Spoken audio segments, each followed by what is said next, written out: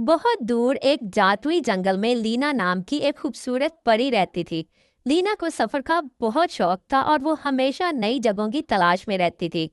उसके पास चांदी के पर थे जो सूरज की रोशनी में चमकते थे, और वो बादलों पर सवार होकर दुनिया भर का सफर करती थी। हर सुबह लीना अपने जादुई बैग में शफा की जड़ी बूटियां और खूबसूरत फूल रखकर नया सफर शुरू करती थी। एक दिन जब लीना बुलंद पहाड़ों के ऊपर से गुजर रही थी तो उसने नीचे एक बहुत ही खूबसूरत बादशाहत देखी। लेकिन अजीब बात यह थी कि वहां की गलियों में कोई औरत नजर नहीं आ रही थी। ये क्या बात हुई, लीना ने सोचा, यहाँ की औरतें कहाँ हैं? वो नीचे उतरी और एक बूढ़े आदमी से पूछा। बूढ़े आदमी ने आहा भरी और कहा, ए नेक परी, हमारी बादशाहत पर एक अजीब बीमारी का असर है। 3 साल पहले यहाँ एक वबा फैली थी जिसकी वजह से तमाम औरतों के बाल गिर गए हैं। वो शर्म की वजह से अपने घरों में छुप कर रहती हैं। हमारे हकीमों और डॉक्टरों ने बहुत कोशिश की है लेकिन कोई फायदा नहीं हुआ। अब तो लोगों ने उम्मीद ही छोड़ दी है। लीना का दिल दर्द से भर गया। वो बोली, मुझे यकीन है कि इस बीमारी का इलाज मौजूद है। मैं ज़रूर कोई रास्ता निकालूंगी। लीना ने अपनी जादुई किताब खोली जिसमें तमाम बीमारियों के इलाज लिखे थे। काफ़ी तलाश के बाद उसने पाया कि सुनहरी शफा का फूल। ये फूल सिर्फ बुलंद तरीन पहाड़ की चोटी पर उगता है।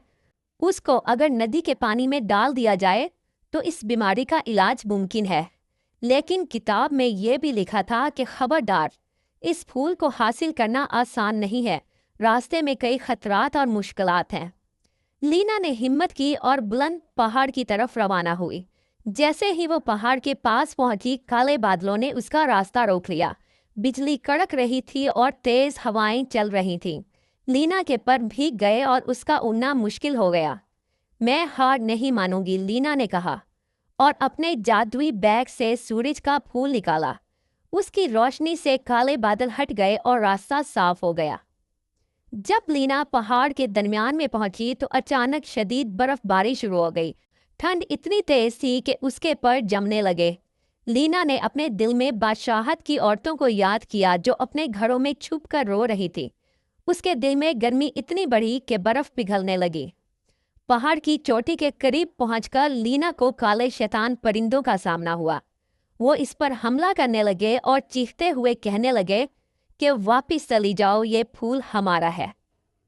लीना ने मोहब्बत का गीत गाया। उसके गीत की मिठास सुनकर शैतानी परिंदे खामोश हो गए और रास्ते से हट गए।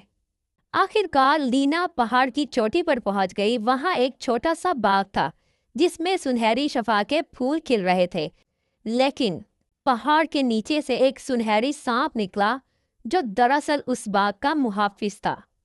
सांप ने गुस्से में कहा, ये फूल हर एक के लिए नहीं है। इनकी ताकत सिर्फ उसके हाथों में जा सकती है जो खुद कुर्बानी देने को तैयार हो। लीना ने खौफजदा होने की बजाय अपनी नीयत की सच्चाई बयान की। सांप उसकी कुर्बानी देखकर मुस्कुराया और कहा, जा नेक परी, तेरी नीयत इन फूलों से भी ज्यादा पाकीज़ा है। जब लीना नीचे उतरने लगी तो आसमान पर एक साया सा छा गया। ये साया उस जादूगरनी का था जिसने बरसों पहले बादशाहत पर अपना जादू किया था ताकि कोई औरत खुशहाल ना रह सके। जादूगरनी को ये गवारा नहीं था कि कोई उसकी लानत को तोड़े। लेकिन लीना ने नहायत अक्लमंदी से शफा के फूलों की रोशनी को अपने गिर्द एक दायरे में फैला लिया। फूलों की खुशबू और रोशनी से जादूगरनी कमजोर हो गई। वो चीखती हुई हवा में गायब हो गई। वापिस बादशाहत पहुंचकर लीना ने तमाम औरतों को बाहर बुलाया। पहले तो वो डरती रहीं, लेकिन लीना की नेक नीयत देखकर वो सब बाहर आईं।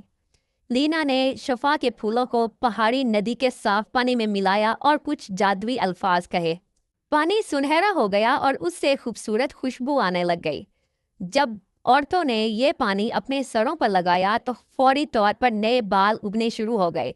वो बाल पहले से भी ज्यादा लंबे, मुलायम और चमकदार थे।